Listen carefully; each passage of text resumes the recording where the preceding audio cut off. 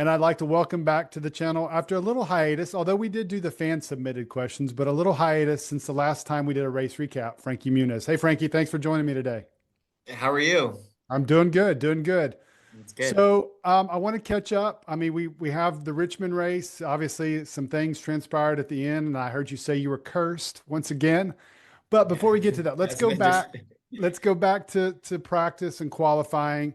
And what I picked up in the conversations with your team on the radio is you were really trying to learn how to drive deeper in certain corners, back off in certain yeah. corners. So kind of just give me a sense of what you were going through learning during practice at Richmond. Yeah, never been to Richmond. It's definitely a unique place.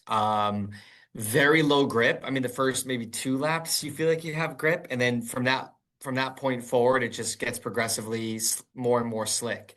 So, we went out in practice, and I think I was a little uneasy under braking. Like if I tried to brake hard, like I just didn't know what the truck was going to do because sometimes I get really loose in, sometimes I push, and it was a little inconsistent. But we made a change maybe halfway through practice. I think we made one or two changes, and by the end, it was pretty good. So one thing I've always struggled at, and I need to be better at, and I say it every week, is I need to get up to speed faster, right? Like Right. I can't like feel it out as slowly as I do, right? Right. I need to just chuck it in and catch it and pray because that's what the other guys are doing. You know what I Right. mean? Because the tires are really good, especially out of Richmond, but really anywhere for one or two laps, and then you're gonna have fall off. So when you look at my fast time, you know, I don't think it was a fair representation of where we actually were on Right. speed. Because if by the end of the practice, when you look at when we were on 30 lap old tires and everyone else was on 30 lap old tires, I was running, I was faster than Heim on 30 lap old tire. I was faster than so when I look at that, I go like, okay, I think we have a good race truck. Like we've made Right. it pretty good because, to do what I was doing was fairly, I don't want to call it easy, but repeatable. You know what I mean? And, Right. and every lap we were kind of doing consistent times, and we were running right there with the times of the really good trucks when they were on similar tires. So sure, they got a faster initial that fast lap was good. So then, it's another big jump when you go to qualifying, right? You make Right. some changes, you kind of anticipate what you think the truck's going to do. But now you've got that grip. But the last time you were on track, it was 2+ seconds slower, Right. right? So if I was braking at the two cone and it was gnarly, like barely catching it, getting through there, you've got to go to the one cone. So what is that? I don't know. I don't know feet. My guess is maybe even 100 feet deeper before you start braking and just trust that it's going to work. And but I said, hey, I got to do it. I got to do it. Like because even my when we did the SMT, so we can look at the data. Overlay the. I think I picked who was I overlaying with? I think Ekis. I overlay with Ekis, and he would beat me on entry. I was faster through the middle, and we were even off. So it was like if I can just do what I'm doing in the middle, pick up a little bit on entry, Right. we're gonna be pretty good, right? So I went in for the first lap. We got to do two laps in qualifying. Went in deep, it stuck. Got through the middle, good. Got to power and got super loose. Like had to catch it big time, and it made me a little timid coming out of four and then going through two, like one and two again on the second lap, because you're then anticipating that you're going to be super loose. Sure. One interesting thing with Richmond is like practice, whatever, during the race, I would feel like I had my hands completely unwound, totally straight, and you're going on the front stretch, about to cross the start finish line, and you get to full throttle, it's still like you have massive oversteer, super loose, like just power down. So you're kind of fighting that. Like you're trying to get the throttle, but keep it going straight. And I got done with qualifying. Sorry, my brain goes all over the place. I got done with qualifying and I was happy with my lap, but I Right. also felt like, man, I wish I could go again because I know we'd easily be 3 to 4 tenths just knowing what I know from what I learned on that run, Mhm. right? So I felt like that would have put us in a pretty decent spot if we had gotten that. I think I qualified 28th, Yeah. 28th. But like I feel like we really could have been in that 2019, 20 range if I just picked that up. You know, like which I know that we were capable. I was capable and the truck was capable of. So I thought we'd be good in the race. Sorry. No, you're good. So, all right. So then we get to the race. Actually, before that, I noted you had a little communication on the radio asking your wife for a thumbs up, and apparently there was a little delay, and she didn't give it to you. But they did say that she did in fact do it. It was just delayed. So you had your family there, and I know they haven't been at all the races this year. So what was that like having your wife and son in attendance to see you race for the first time, and I guess in a while, right? Yeah, I mean it's obviously I love having my wife and my son around for the races. You know, we did the RV thing in Watkins Glen and then we drove down to Richmond. We went to like a water park for like a RV water park for like 4 days in between and then raced in Richmond. And it was awesome to have them around, obviously. But I asked them on the radio because my wife, I bought her a radio before the season started, like a scanner and like a Right. headset. And she hasn't been to the races since Atlanta, you know, the Right. second race. You know, we've done a lot of races in between. And whenever I have any guests, I always give them that scanner, and every one of them tell me, I couldn't hear you, it didn't work. And I bring it to make sure it's on the right channels. It is like I can hear it. And so like she knows how to work it. So I could see her up on the pit box. You know what I mean? Like I don't know if Right. she could see that. I could see her. We were sitting like that, just like we had started the engines, and I was like, I said, Paige, if you can hear me, you know, give me a thumbs up. And she didn't. And I was like, is this radio not working? But it worked. So, you know, it was more I wanted to say hi to her, but I also wanted to make sure the radio worked because I like when she can listen because I feel Right. like it's a whole different perspective of watching a race, Sure. hearing what's going on the radio. You know, it makes it, I think, so much more interesting to hear the good, the bad, you know, the complaints, all the things that happen throughout a race. And yeah. Okay, so the race gets started, and then I had noted that you started saying on lap 15 that your brakes were warped. Yeah. So obviously it's a short track. Brake issues are going to be a thing because you're using them so hard. So kind of tell me what you were experiencing early on in the race. No, I just felt I had that uneasy under braking initially. The same thing I had in like earlier in practice, where Right. like it was hard for me to brake as deep as I wanted because I felt like I just was catching the car in.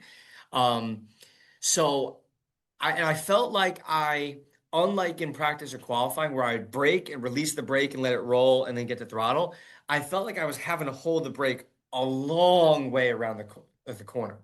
Now, like in racing terms, like in my mind, it feels like I'm on the brakes for like 4 minutes. You know what I Right. mean? Granted, it's milliseconds more than probably I normally would have to, or you Right. know, like maybe a second, not even, right? But your brain, you know, is sees time so differently when you're in the race car. Sure.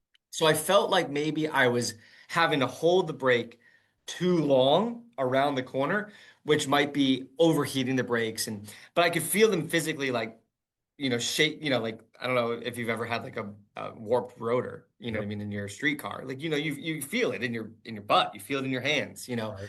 So I had said I think the brakes are warped. I'm just trying to give as much information as I can, you know what I mean? So they maybe know, or if there's some way they can help it, or if we need to take some tape off of the brake ducts to let more air in, whatever, right? I'm just trying to give what I'm feeling. I don't know anything about the mechanics of how a race car works, how a car works. I Mhm. know there's tires on it. You know what I mean? If, you know, I think we broke what broke in Watkins Glen? I can't even remember. But you know, like I don't even know what anything's called. You know what I mean? It's like I don't like when something breaks, I don't even know what they're talking about. You know what I mean? Right. I'm just I say like I'm the monkey who's just giving the information of what I feel.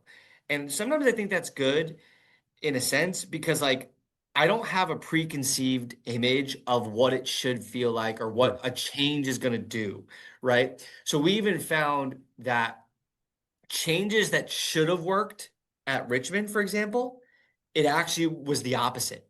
You know, like typically what you'd feel like at the end of you know, after our race was over, we were talking about it, and it's like we did the opposite of what we think that we should have done, and you said the truck was way better, right? So it's just it's better just to give the information than have a preconceived image of what you think you need or stuff like that. So I'm just saying like, hey, this is what I'm feeling in this moment. I'm a little uneasy going into the corner, and I really remember I was struggling power down. Like from lap one, like I was just so loose out of the corners, and I felt like, I mean, I wasn't losing the people in front of me. I was in a pack, like in a battle racing the whole time. But like I feel like they would pull me in the corner, but then again, I would get them back when I was doing mid corner. So like Right. I thought what I need to beat them, to get in front of them, is just drive off the corner. If I have more confidence just to, get to full throttle, we can drive right by them. Okay, so then we'll talk about your radio issues because there was a significant moment later on, but I noted you started having radio issues early. But then Yeah. I want to talk about, again, I heard it over the radio, repeated over and over. Obviously, this was your first time to the track, but they said he's running 3 and 4 excellent, nailing it every single time. 1 and 2 are a struggle. We got to get out of the throttle 2 truck lengths before everyone else. Yeah. And they were trying to get you to stay consistent in turn one because you would do it and then Yeah. you would revert back. So kind of, Yeah. I know we've talked in the past. You say, when they tell me something over and over, I may not hear them. So kind of just tell me what the sense was in the car and the truck as you No, were I hearing those instructions.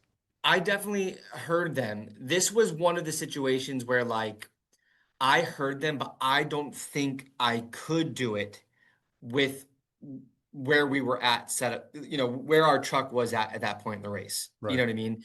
Um, I was me missing, or like me reverting, was me literally almost missing the corner or Mhm. almost wrecking and just having to catch it up the track. I was never trying to like ride the wall at Richmond, or I was never trying to run even the middle line. I wanted to be on the inside. And there was times I just couldn't get there because I was trying to brake later and just couldn't get the truck to get down to where I wanted. So I heard them, and I knew I was good through 3 and 4 because I could see where I was gaining people or even where I passed people. And then I could see that if I would be right on their bumper going in, I would brake a little early. They would gap me a little bit, but I could catch them in the middle and I was good off.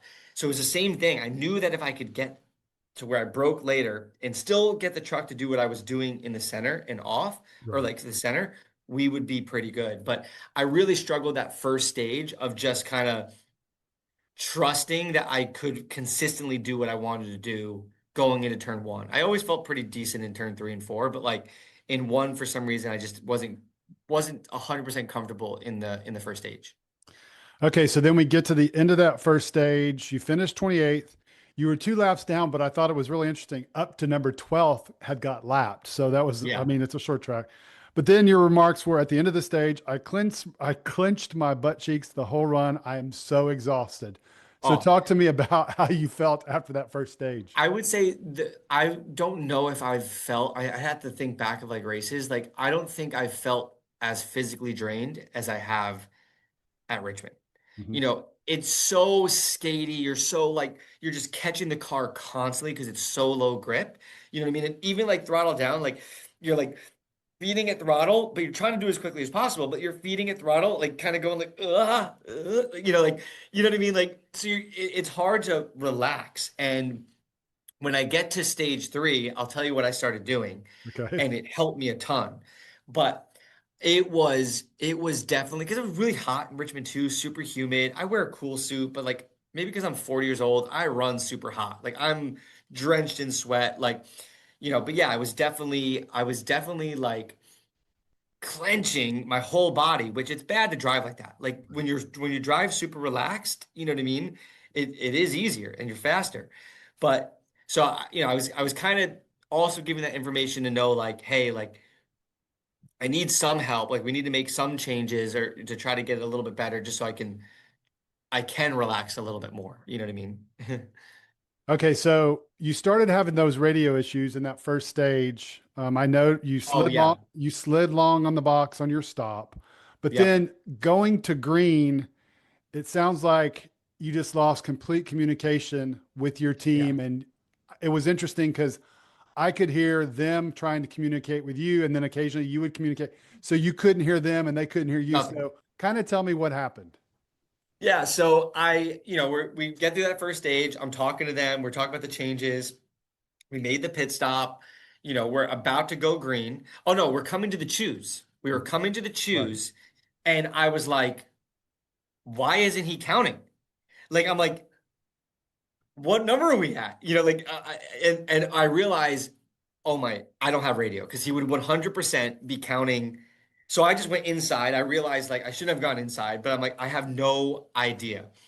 But I chose inside because I thought if I have no radio, I can basically just shortcut the corner and make sure no one gets on my inside. You know what I mean? So, because I don't want to get surprised, like dive bombed. Because I don't know if people know this, but you really can't see anything in the car. The cup cars, they got a video. Right. They can see by you have a mirror. You can't see in it. You can maybe see for a few feet. You know what I mean? But you don't know where they are if they're on your outside. Even on this side, I have like a little tiny mirror, but you can't see them until they're there. Like you can't see them dive bomb you. You only see them once they're there. You know what I mean?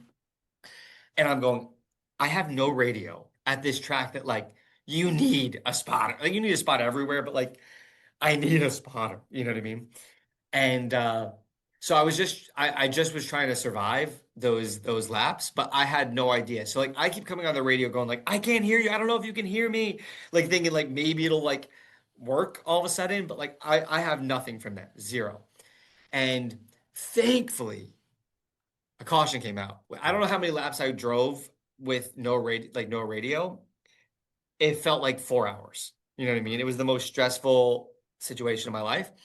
Um, but I realized under the next yellow, I went like, here's a weird description of like me inside the car.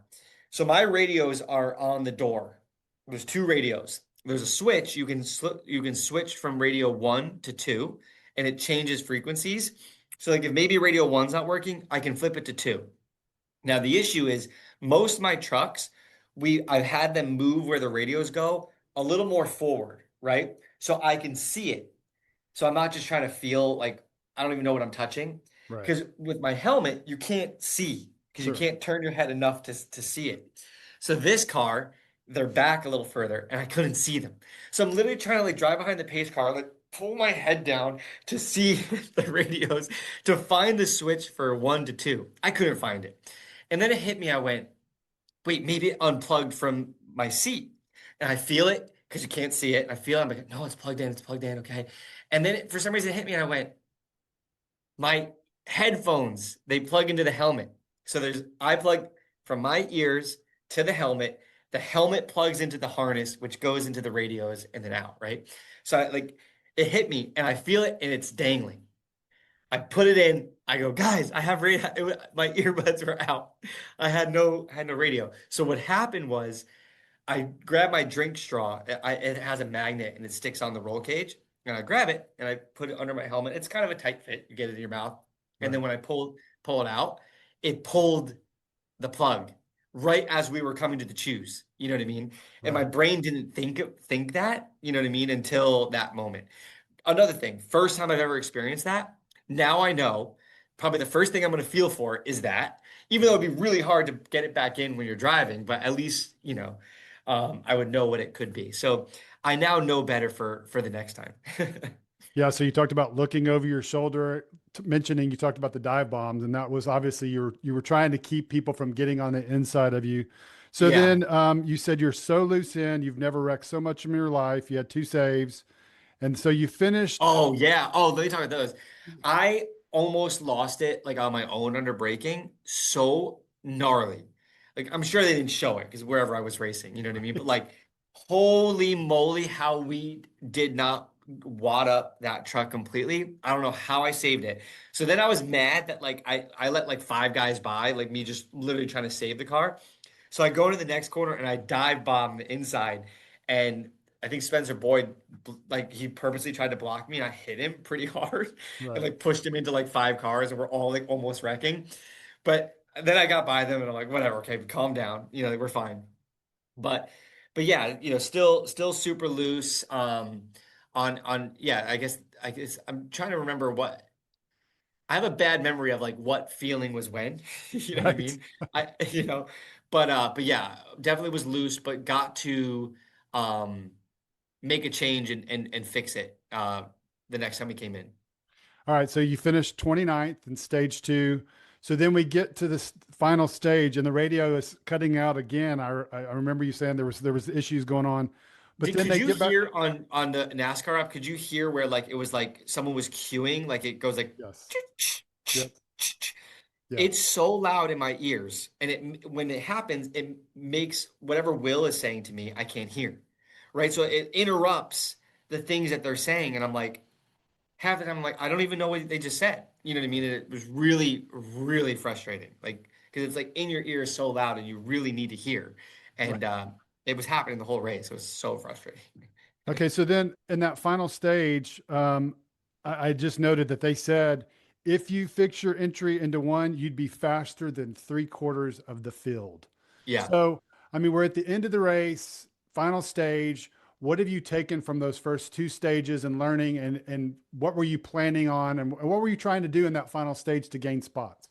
Well, I definitely figured out how to pass, because it's a tough place, right? The the best line is that inside line. You know what I mean? Like you can't really go around the outside. Like you got to kind of get them at the exit of the corner and get next to them to where they can't, come down and block that line. Right. I learned how to move people out of the way. I did it a bunch of times here. I was having a good time in the race. I wish I didn't go down 2 laps in stage one. You know what I mean? I wish we had only maybe gone down one.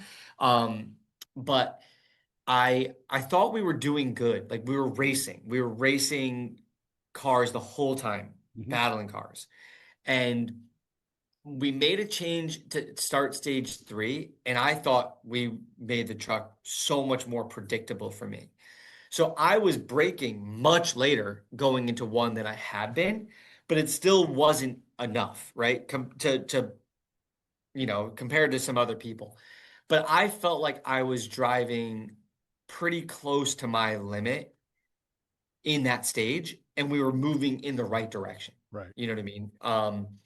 I I felt pretty good with where we were. I can't remember how long until there was the caution, but I was once again in like 21st or 20th or 21st or something like that. Right. And because we had gone such a long way, and I mean, let me say this too. I think only 3 cars lapped me, if that makes sense, as Right. crazy as that sounds. Because like Majeski and Heim, they'd get to me. And maybe the 34 got to me. I can't remember who, but like the 9 was behind me. He was in fourth place or fifth place. He Yeah. was he was behind me for 10 laps. He couldn't get by me. Like they would say two back, two back, two and a half back, three back, two back.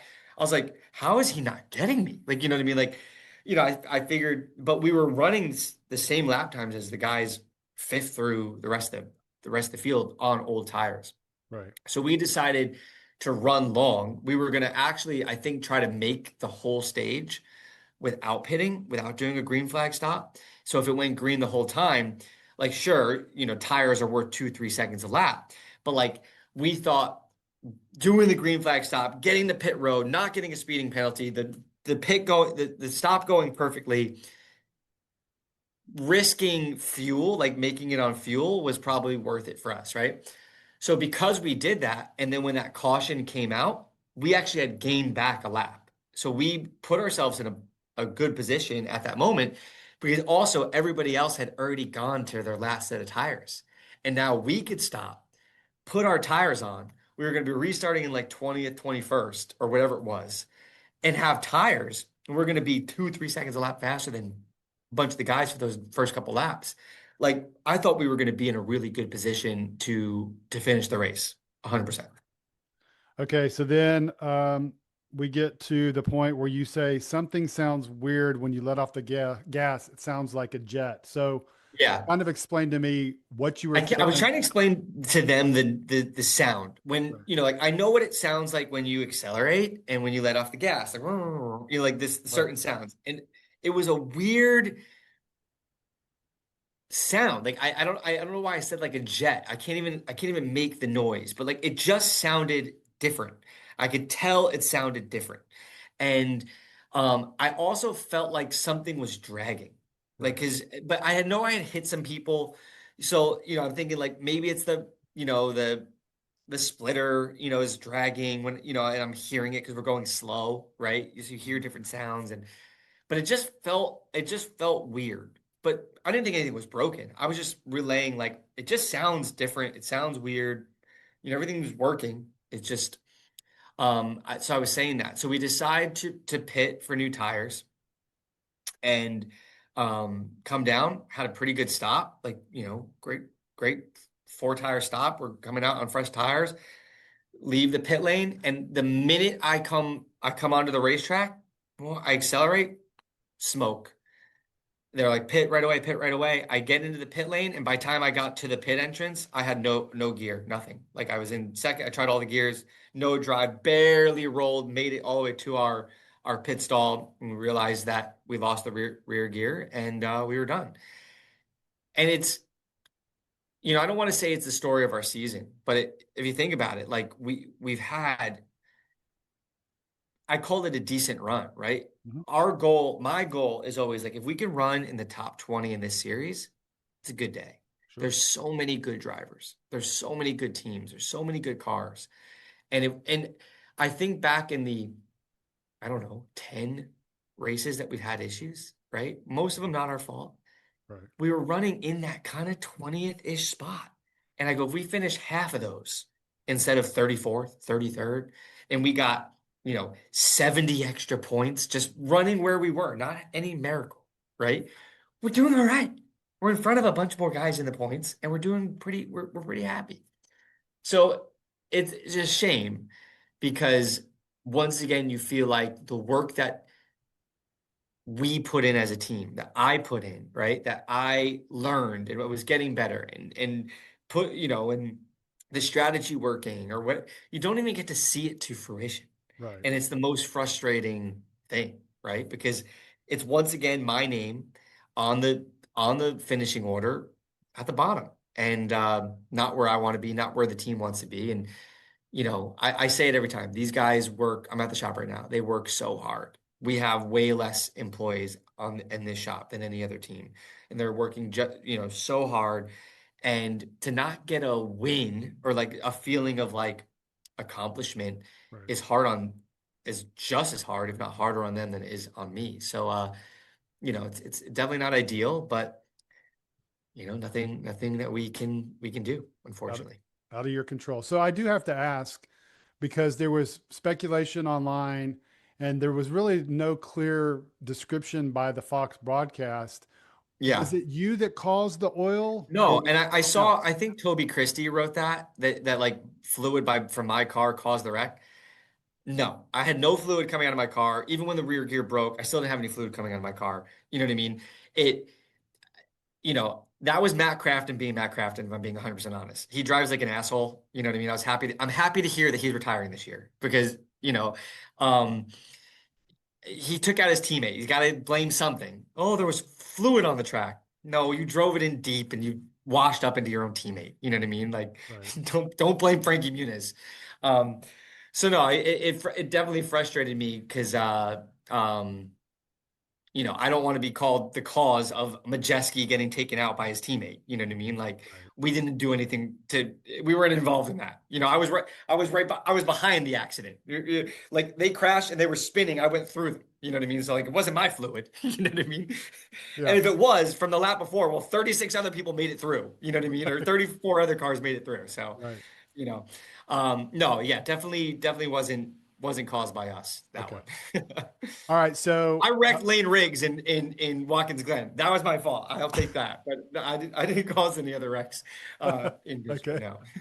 All right. So, we wrap up Richmond and you have this weekend off while the Cup and Xfinity go to Daytona and you go to Darlington in a few weeks. So, kind of give me your thoughts going into Darlington in a few weeks. Yeah, Darlington's one of those that I've known from getting the schedule that it's going to be a rough one for me. Never having been there, it's the exact opposite of the type of track I like. You got to ride the fence. There's no grip. It's basically Richmond a lot faster, but you're an inch from the wall. So we're going into Sim tomorrow, and I'm right now like right here. I'm watching. I think 3 years ago's race, and I'm going to watch as much as I can. and try to prep as much as possible. Because I have surprised myself at a few places that I thought I was going to struggle at this year, and I ended up really liking it. You know what I mean? So I'm hoping that's the case. So I'm trying not to go in with any preconceived, you know, image of what it's going to be, because maybe it'll be our weekend. You know what I mean? Maybe it's the place that we need. Yeah, I'm looking forward to it. We've had so many kind of punches in the gut, so we go with the mentality that there's nothing to lose, right? Like, let's just go, let's push 100% and see what happens, because I don't think it can get much worse. Well, hey, Frankie, it's good to catch up with you again and actually talk about a Yeah. race. I appreciate your time, and I look forward to talking to you in a few weeks to recap the weekend at Darlington. Sounds good. We'll talk to you then. Thanks, buddy. Take care. See ya.